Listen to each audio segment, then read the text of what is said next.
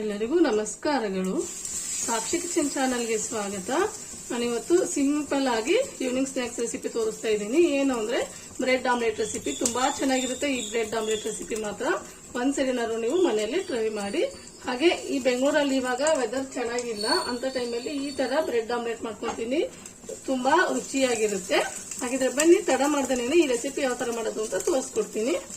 ನೋಡಿ, ನಾನು ಇವಾಗ ಇಲ್ಲಿ 3 ಮೊಟ್ಟೆನ ಒಡೆದು ಒಂದು ಬೌಲಿಗೆ ಹಾಕೊಂತ ಇದ್ದೀನಿ. ಇವಾಗ ಇದಕ್ಕೆ ಖಾರಕ್ಕೆ ಸ್ವಲ್ಪ ಅಚ್ಚ ಖಾರದ ಪುಡಿ, ಅಲ್ಲಿ ಹಸಿಮೆಣಸಿನಕಾಯಿನ ಹಾಕೊಂತ ಇದ್ದೀನಿ. ಅದಕ್ಕೆ ಇಲ್ಲಿ ಒಂದು ಅರ್ಧ ಸ್ಪೂನ್ ಆಗೋಷ್ಟು ಅಚ್ಚ ಖಾರದ ಪುಡಿನ ಹಾಕೊಂಡಿದ್ದೀನಿ. ಹಾಗೆ ಒಂದು ಅರ್ಧ ಸ್ಪೂನು ಉಪ್ಪು, ರುಚಿಗೆ ತಕ್ಕಷ್ಟು ನೀವು ಎಷ್ಟು ತಿಂತೀರಾ ಅದ್ರ ಮೇಲೆ ನೀವು ಹಾಕೊಳ್ಳಿ. ಹಾಗೆ ಒಂದ್ ಸ್ವಲ್ಪ ಗರಂ ಮಸಾಲ, ಒಂದು 1/4 ಸ್ಪೂನ್ ಆಗೋಷ್ಟು ಗರಂ ಮಸಾಲ ಹಾಕೊಳ್ಳಿ.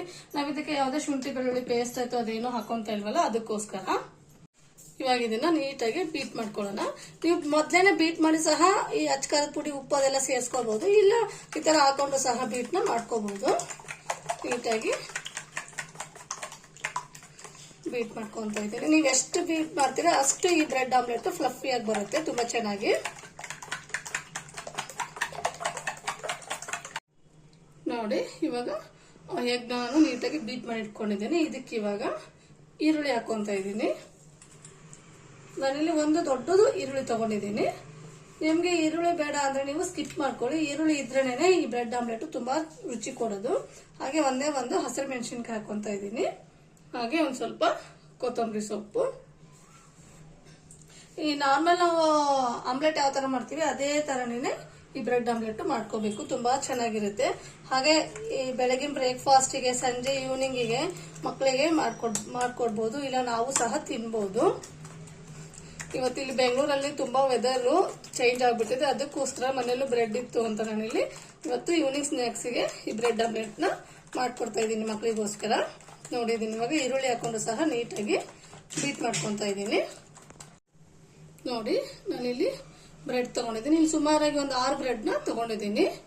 ಇವಾಗ ಇದನ್ನ ಆಮ್ಲೆಟ್ ಮಾಡ್ಕೊಳ್ಳೋಕೆ ರೆಡಿ ಮಾಡ್ಕೊಂಡು, ನಾನು ಆಮ್ಲೆಟ್ಗೆ ರೆಡಿ ಮಾಡ್ಕೊಳ್ಳೋ ಟೈಮಲ್ಲೇನೆ ತವಾನು ಸಹ ಬಿಸಿಗಿಟ್ಟಿದ್ದೆ.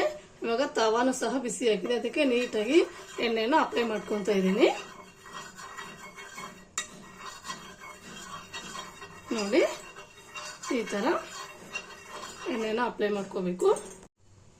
ಇವಾಗ ಆಮ್ಲೆಟ್ ನ ಏನು ನಾವು ಬೀಟ್ ಮಾಡ್ಕೊಂಡು ಇಟ್ಕೊಂಡಿದೀವಲ್ಲ ಆಮ್ಲೆಟಿಗೋಸ್ಕರ, ಅದಕ್ಕೆ ಈ ಬ್ರೆಡ್ ನ ನಾವು ಈ ತರ ಡಿಪ್ ಮಾಡಿ ಹಾಕೋಬೇಕು.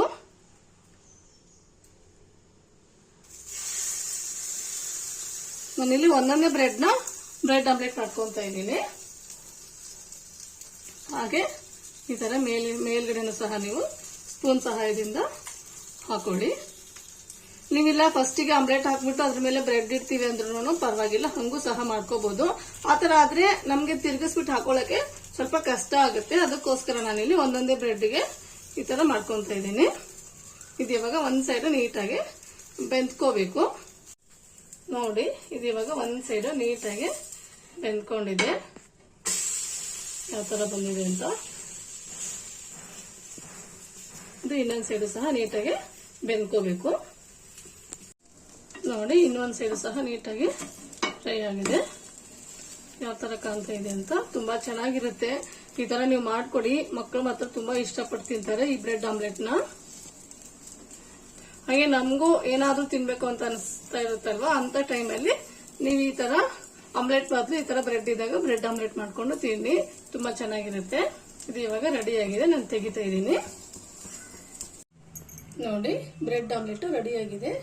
ಇಲ್ಲಿ ಯಾವ ತರ ಬಂದಿದೆ ಅಂತ ನೋಡಿ, ತುಂಬಾ ಚೆನ್ನಾಗಿ ಬಂದಿದೆ. ಹಾಗೆ ಎಷ್ಟು ಬ್ರೆಡ್ ಎಷ್ಟು ಸಾಫ್ಟ್ ಆಗಿದೆ ಅಷ್ಟೇ ಸಾಫ್ಟ್ ಆಗಿ ಬ್ರೆಡ್ ಆಮ್ಲೆಟ್ ಸಹ ತುಂಬಾ ಚೆನ್ನಾಗಿದೆ. ಒಂಚೂರು ಎಲ್ಲಿ ಕ್ರಿಸ್ಪಿ ಆಯ್ತು ಏನಾಯ್ತು ಆಗಿಲ್ಲ. ಆಮ್ಲೆಟ್ ಯಾವ ತರ ಸಾಫ್ಟ್ ಇರುತ್ತೆ, ಬ್ರೆಡ್ ಯಾವ ತರ ಸಾಫ್ಟ್ ಆಗಿರುತ್ತೆ ಅಷ್ಟೇ ಸಾಫ್ಟ್ ಆಗಿದೆ. ಹಾಗೆ ರುಚಿನೂ ಸಹ ತುಂಬಾ ಚೆನ್ನಾಗಿದೆ. ಒಂದ್ಸರಿನಾದ್ರು ನೀವು ಈ ತರ ಬ್ರೆಡ್ ಆಮ್ಲೆಟ್ ನ ಮಾಡ್ಕೊಂಡು ತಿನ್ಬಹುದು.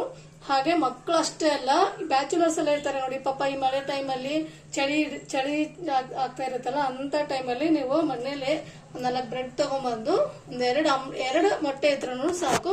ಒಂದು 4 ರಿಂದ 5 ಬ್ರೆಡ್ ಆಮ್ಲೆಟ್ನ ಮಾಡ್ಕೊಂಡು ತಿನ್ಬೋದು. ತುಂಬಾ ಚೆನ್ನಾಗಿರುತ್ತೆ ಈ ಬ್ರೆಡ್ ಆಮ್ಲೆಟ್ ರೆಸಿಪಿ ಮಾತ್ರ. ಹಾಗಿದ್ರೆ ನಾನು ಮಾಡಿರುವಂತ ಈ ಬ್ರೆಡ್ ಆಮ್ಲೆಟ್ ರೆಸಿಪಿ ನಿಮ್ಗೆ ಇಷ್ಟ ಆದ್ರೆ ಪ್ಲೀಸ್ ಲೈಕ್ ಮಾಡಿ, ಶೇರ್ ಮಾಡಿ, ಕಾಮೆಂಟ್ ಮಾಡಿ. ಹಾಗೆ ನನ್ನ ಚಾನೆಲ್ನ ಸಬ್ಸ್ಕ್ರೈಬ್ ಮಾಡೋದನ್ನ ಮಾತ್ರ ಮರಿಬೇಡಿ. Thank you.